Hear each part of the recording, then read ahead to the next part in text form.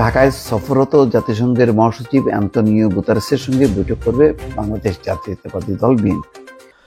আসসালামু আলাইকুম ভিউয়ার্স, দেশ ও দেশের বাহির থেকে যারা আমার ভিডিওটি প্লে করেছেন জানাচ্ছি আন্তরিক শুভেচ্ছা ও অভিনন্দন। আশা করি সবাই ভালো আছেন, সুস্থ আছেন, আলহামদুলিল্লাহ। তো ভিউয়ার্স, গত 5ই আগস্ট শেখ হাসিনার পতনের পর থেকে বিগত কয়েক মাস বাংলাদেশের গুম, খুন, হত্যা, রাহাজানি, ধর্ষণ যেন নিত্যদিনের সঙ্গী হয়ে দাঁড়িয়েছে। এই উত্তপ্ত বাংলাদেশকে নিয়ন্ত্রণের জন্য অন্তর্বর্তীকালীন সরকারের আমন্ত্রণে জাতিসংঘের মহাসচিব বাংলাদেশে 3 দিনের সফরে এসেছেন এবং গতকাল রোহিঙ্গাদের সঙ্গে ইফতার সম্পন্ন করে আজ তিনি রাজনৈতিক নেতাকর্মীদের সঙ্গে বৈঠকে বসেছেন। এদিকে বাংলাদেশের আগামী নির্বাচন ও বর্তমান সরকারের অবস্থান ও মেয়াদ সম্পর্কে শ্বাসরুদ্ধকর বৈঠক হয় ডক্টর মোহাম্মদ ইউনূসের সাথে জাতিসংঘের মহাসচিবের। এদিকে বিএনপির বিভিন্ন নেতাকর্মীদের সাথে কি সিদ্ধান্ত হলো আগামী নির্বাচন ও বর্তমান বাংলাদেশ এবং শেখ হাসিনা প্রসঙ্গে বিস্তারিত থাকছে রিপোর্টে। ভিডিওতে যাওয়ার আগে ছোট রিকোয়েস্ট করব, যারা এখনো চ্যানেলটি সাবস্ক্রাইব করেননি, নিয়মিত দেশের সকল আপডেট সবার আগে জানতে অবশ্যই চ্যানেলটি সাবস্ক্রাইব করে পাশে রাখবেন। দর্শক আসুন স্ক্রিনে। আজকের বৈঠকটা কি নিয়ে আলোচনা হয়েছে, আপনারা কি পরামর্শ দিয়েছেন? শুরু করেন স্যার।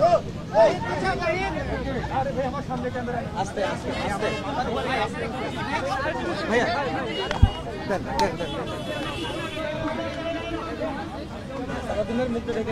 জাতিসংঘের উদ্যোগে আজকে একটা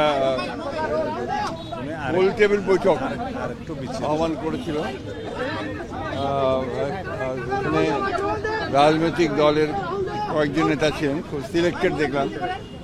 আর দেখলাম কমিশনের প্রধানরা ছিলেন।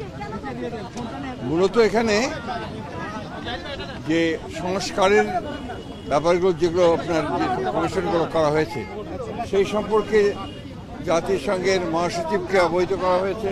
সেটা নজরুল ইসলাম, আসিফ নজরুল করেছেন। আমরা আমাদের বক্তব্যের মধ্যে যে কথা আমরা বলে আসছি, সে একই কথা বলেছি আমরা, যে সংস্কার তো অবশ্যই করতে হবে। আমরা তো সংস্কারের কথা সবার আগে বলেছি, সেই সংস্কারটা অবশ্যই করতে হবে, কিন্তু সেই সংস্কারটা যত দ্রুত করা যায়। আমরা যেটা বলেছি, আমরা মূলত যে নির্বাচন কেন্দ্রিক যে বিষয়গুলো আছে সেগুলো করে ফেলা এবং তার দ্রুত ইলেকশন করা এবং একটা পার্লামেন্টের মাধ্যমে বাকি বিষয়গুলোকে আপনার করতে হবে। এটা একটা চলমান প্রক্রিয়া, সেই বিষয়গুলো আমরা বলে এসেছি।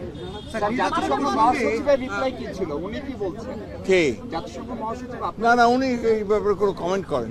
এটা আমাদের আভ্যন্তরীণ ব্যাপারে। আসলে এই গোল টেবিলটার আমি ঠিক বুঝিনি আর কি। মানে কি হবে? আপনাদের সঙ্গে সংস্কার কমিটির লোকজনও ছিল, একই সাথে সংস্কার কমিশনের যারা প্রধান তারা ছিলেন। সেখানে যে সংস্কারের কথাগুলো এলো, আপনারা কি কোনো টাইম ফ্রেমের কথা বললেন? যে আমরা ওখানে টাইম ফ্রেম কথা বলার কোনো প্রয়োজন নাই, কারণ এটা তো সম্পূর্ণ আমাদের আভ্যন্তরীণ ব্যাপার।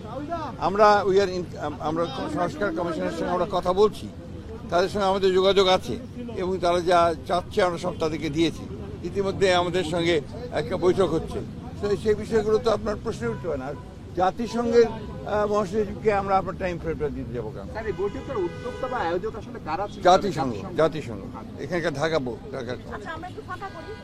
আমরা বলতে পারি যে আপনারা আগের কথাটাই বলেছেন যে সংস্কার চলমান প্রক্রিয়া, সেখানে নির্বাচনটি অতি দ্রুত সম্ভব কিনা বা সেই প্রক্রিয়া কেমন? সেটাই জাতিসংঘের তরফ থেকে বলা হয়েছে এটা বাংলাদেশের অভ্যন্তরীণ ব্যাপার, আপনারা বসে রিফর্মস কি নেবেন সেটা ঠিক করেন এবং ইলেকশন যা হবে সেটা বাংলাদেশের মানুষ সেটাই। কিন্তু বাংলাদেশে একটা স্ট্রং ডেমোক্রেটিক গভর্নমেন্ট আসবে সেটা আশা করেছেন এবং পৃথিবীর মধ্যে একটা নজির সৃষ্টি করবে আগামী ইলেকশন, এটা উনি আশাবাদ ব্যক্ত করেছেন।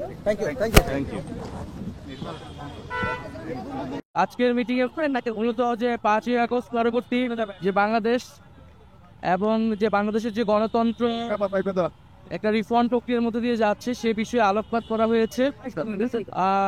রিফর্ম কমিশনের প্রধানরা তারা তাদের যে প্রতিষ্ঠানের সংস্কার নিয়ে তারা কাজ করছে সেটার সারসংক্ষেপ বা পরিকল্পনা তারা তুলে ধরেছিলেন এবং রাজনৈতিক দলের প্রতিনিধিরা তাদের যে দলীয় অবস্থান সংস্কার বিষয় সেটা তুলে ধরেছেন।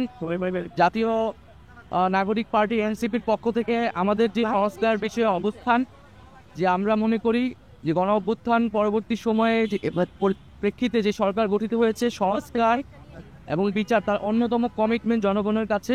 ফলে মৌলিক সংস্কারের ভিত্তি এই সরকারের সময়ই তৈরি করতে হবে এবং সকল রাজনৈতিক দল মিলে যে একটা ঐক্যমত পোষণ করতে হবে, যেটা জুলাই সনদের কথা বলা হচ্ছে, সেই জুলাই সনদে স্বাক্ষরের মাধ্যমে আমাদের জনগণের কাছে আমাদের যে কমিটমেন্ট সংস্কারের ও সংস্কারের যে ধারাবাহিকতা সেটার বাস্তবায়নের জন্য আমরা জুলাই সনদে তার দ্রুত বাস্তবায়নের কথা বলেছি এবং সংবিধান সংস্কার বিষয়ে আমাদের যে অবস্থান, যে গণপরিষদের মাধ্যমেই সংবিধান সংস্কার করতে হবে, অন্যথা পার্লামেন্টে সংবিধান সংস্কার টেকসই হবে না। বাংলাদেশের ইতিহাস থেকেও আমরা এটাই দেখতে পাই। তা আমাদের সেই দলীয় অবস্থান আমরা সংক্ষেপে বলেছি। ইউএন সেক্রেটারির জায়গা থেকে তিনি বলেছেন, তিনি বাংলাদেশের রাজনৈতিক দলগুলো বা সরকার তারা যাতে নিজেরাই সমঝোতায় আসে, একটা ঐক্যমতে আসে এবং গণতন্ত্রের যে ট্রু এসেন্স সেটাকে মাথায় রাখি যাতে আমরা একসাথে কাজ করি। আমরা মনে করি এবং আমরা এটাই বলেছি যে নির্বাচনকে তো আমরা সংস্কারের একটা প্রক্রিয়া হিসেবে দেখি, সংস্কারের ধারাবাহিকতা হিসেবে দেখি। কোনো রকম সংস্কার ছাড়া সংস্কারবিহীন নির্বাচন তো কোনো কাজে দেবে না। এটা অন্য সকল রাজনৈতিক দলও এটার সাথে একমত পোষণ করে।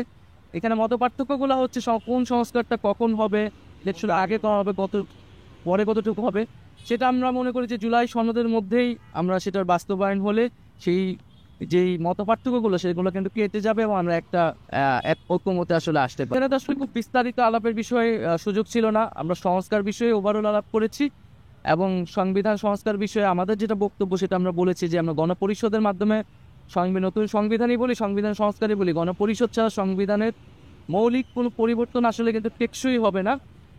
সেই জায়গা থেকে আমরা গণপরিষদ নির্বাচন চাচ্ছি।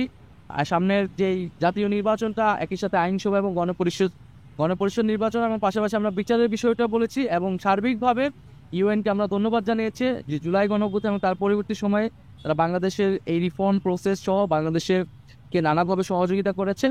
আমরা তাদের কাছ থেকে ওভারঅল এই বিচার এবং সংস্কার সহ বা এই সার্বিক বিষয়ে সহযোগিতা চেয়েছি, ধন্যবাদ জানিয়েছি এবং দর্শক স্ক্রিনে আমরা সে সম্পর্কে বিস্তারিত জানলাম। এই বিষয়ে আপনাদের মতামত কমেন্টে জানান। কেউ ভিডিওটি স্কিপ করবেন না। বর্তমান বাংলাদেশের এই উত্তপ্ত পরিস্থিতি কি অন্তর্বর্তীকালীন সরকার আন্তর্জাতিক সহায়তার মাধ্যমে নিয়ন্ত্রণে আনতে পারবে কিনা, বা বর্তমান বা আগামী নির্বাচনটা আসলে জাতিসংঘের অধীনে নাকি সেনাবাহিনীর অধীনে হতে যাচ্ছে, বিস্তারিত জানবো রিপোর্টে। আজকে শনিবার জাতিসংঘ মহাসচিবের সঙ্গে বৈঠকে বসছে বিএনপি। এটা খুবই গুরুত্বপূর্ণ একটি খবর। এর একটি রাজনৈতিক দিক আছে দর্শক, খবরটা আগে একটু বলি। ঢাকায় সফররত জাতিসংঘের মহাসচিব অ্যান্তনিও গুতারেসের সঙ্গে বৈঠক করবে বাংলাদেশ জাতীয়তাবাদী দল বিএনপি। শনিবার রাজধানীর হোটেল ইন্টারকন্টিনেন্টালে ওই বৈঠক অনুষ্ঠিত হবে। বিএনপির মিডিয়া সেলের সদস্য সাইরুল কবির খান এই তথ্য নিশ্চিত করেছেন। সাইরুল কবির বলছেন যে শনিবার দুপুর 1টায় হোটেল ইন্টারকন্টিনেন্টালে জাতিসংঘের মহাসচিব আন্তনিও গুতারেসের সঙ্গে বৈঠকে বসবে বিএনপি। দলের মহাসচিব মির্জা ফখরুল ইসলাম আলমগীর সহ বিএনপির প্রতিনিধিরা ওই বৈঠকে অংশ নেবেন। তো এটার মাঝে যা কি, এটার একটা তো রাজনৈতিক মাঝে যা আছেই। কেউ বলতে পারেন, আমি জানি না, যে বিএনপি জাতিসংঘের মহাসচিবকে বোঝানোর চেষ্টা করবেন যে আপনি সংস্কারে সমর্থন দিয়েছেন, এটা খুব ভালো কথা, আমরাও সংস্কার চাই, সংস্কারের ব্যাপারে কোনো মতভেদ নেই। তারপরে জাতিসংঘের যে মানবাধিকার বিষয়ক হাই কমিশন গণহত্যার যে রিপোর্ট দিয়েছে সেটাকে ধন্যবাদ জানাবেন এবং বলবেন যে সেই রিপোর্টের আলোকে বাংলাদেশে ইতিমধ্যে বিচারও হচ্ছে। কিন্তু বাংলাদেশে এখন এই মুহূর্তে সবচেয়ে জরুরি দরকার একটা রেগুলার গভর্নমেন্ট, অর্থাৎ একটা সাংবিধানিক সরকার, একটা নির্বাচিত সরকার।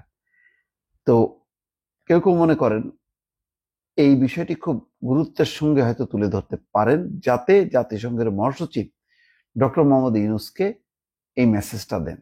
তিনি যেহেতু 4 দিনের সফরে আছেন, সুতরাং তিনি যাতে ডক্টর ইউনূসকে বোঝান যে একটা রেগুলার গভর্নমেন্ট না থাকলে বর্তমান সরকার বিপদে পড়তে পারে।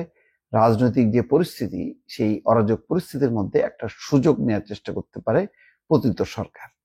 আর জাতিসংঘের মহাসচিব যেহেতু তারা সারা বিশ্বে গণতন্ত্র, মানবাধিকার, নির্বাচিত সরকার এগুলোর উপরে তারা জোর দেয়, সুতরাং বিএনপি হয়তো আশা করছে যে তারা তাদের মেসেজটা ঠিক মতন পৌঁছায় দিতে পারবে বা বুঝাতে পারবে আন্তনিও গুতারেসের কাছে, জাতিসংঘের মহাসচিবের কাছে এবং মহাসচিব যদি কনভিন্স হন, তাহলে তিনি যদি ডক্টর মোহাম্মদ ইউনূসকে বলেন যে প্রধান যে দল বাংলাদেশের এই মুহূর্তে, যেহেতু শেখ হাসিনার দল আওয়ামী লীগের অস্তিত্ব নেই এবং এটার আর কবে আসবে তারও কোনো ঠিক নেই, তো এবং অংশগ্রহণমূলক নির্বাচনও যেহেতু চাই পশ্চিমারা, সুতরাং সবার অংশগ্রহণ।